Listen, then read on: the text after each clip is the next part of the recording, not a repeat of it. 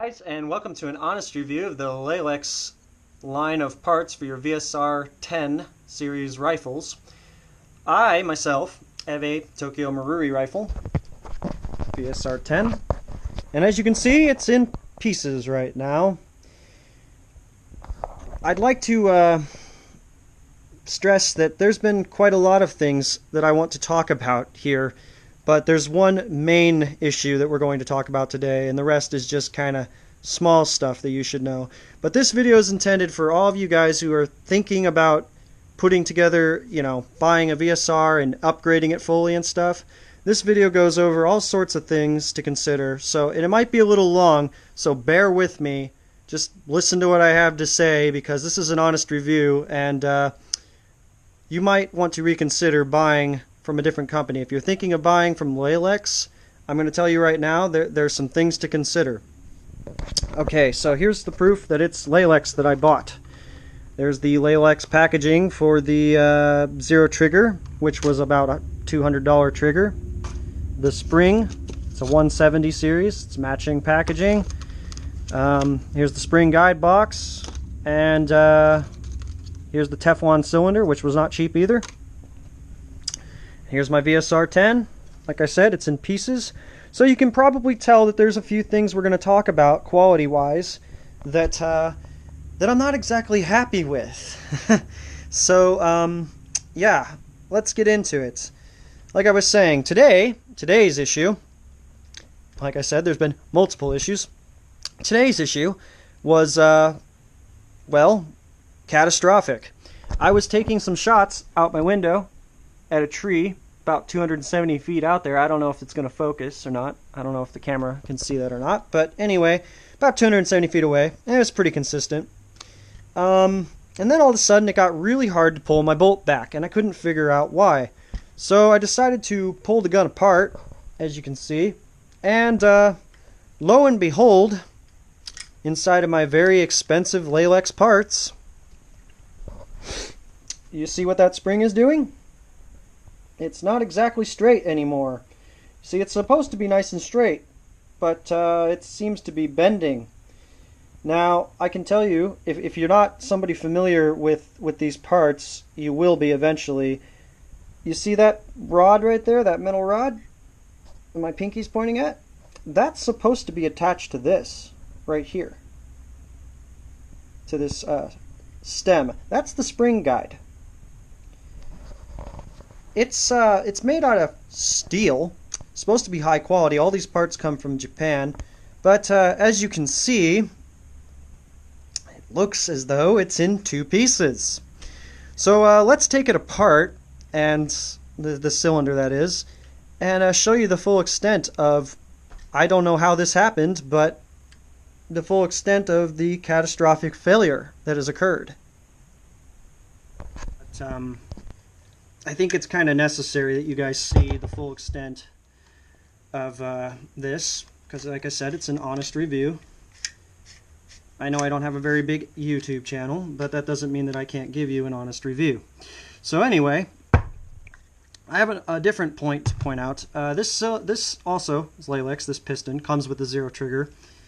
And if I wipe away all this grease, you can see that the nylon rings have lots and lots of grooving, and you can also see lots of plastic shavings in the grease. This gun, I forgot to mention, it only has 8 games worth of use on it. 8 different times I've gone airsofting with it. That's it. That is all I have used it for. And yet it's showing signs as if it's been a couple of years now.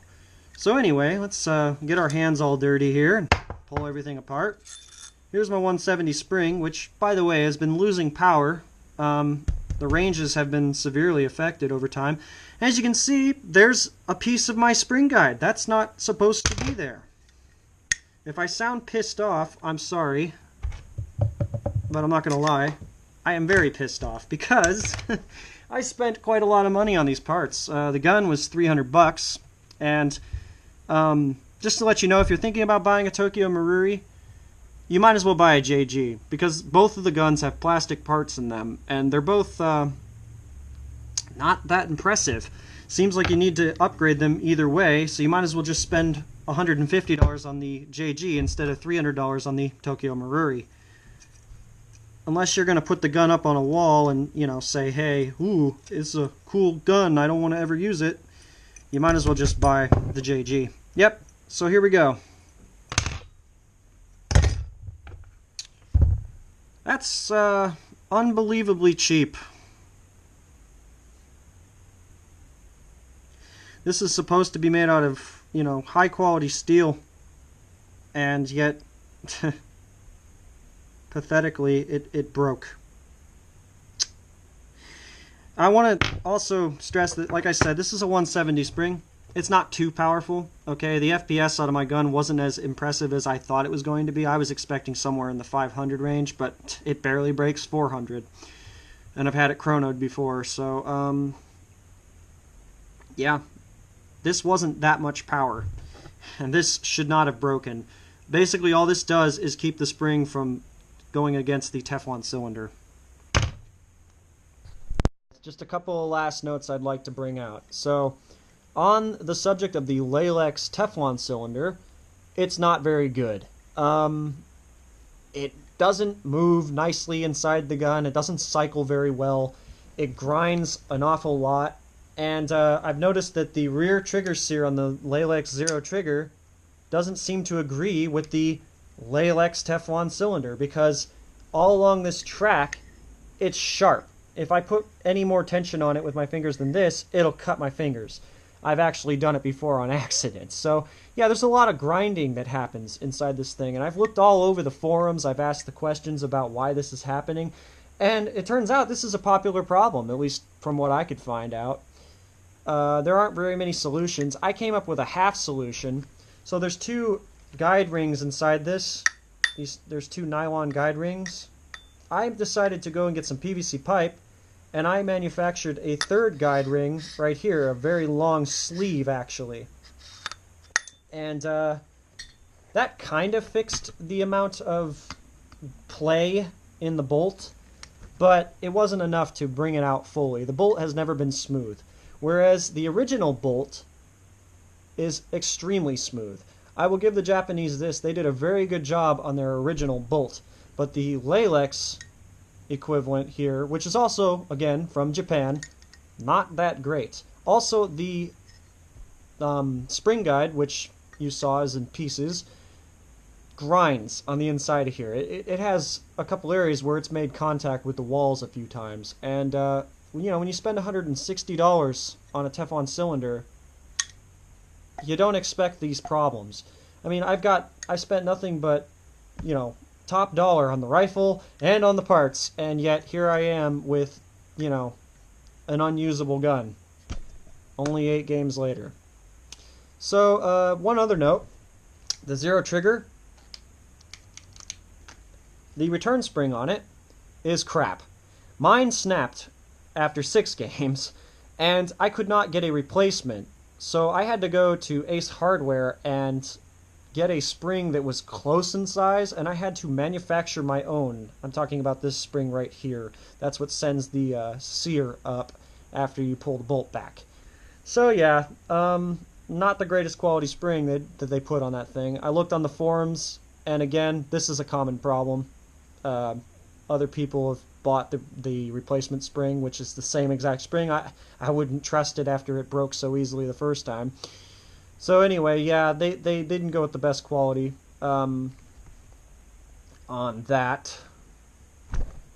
So yeah, that's basically it. My thoughts on it are, you know, avoid Laylex, because they don't seem to be as good a quality as they claim to be.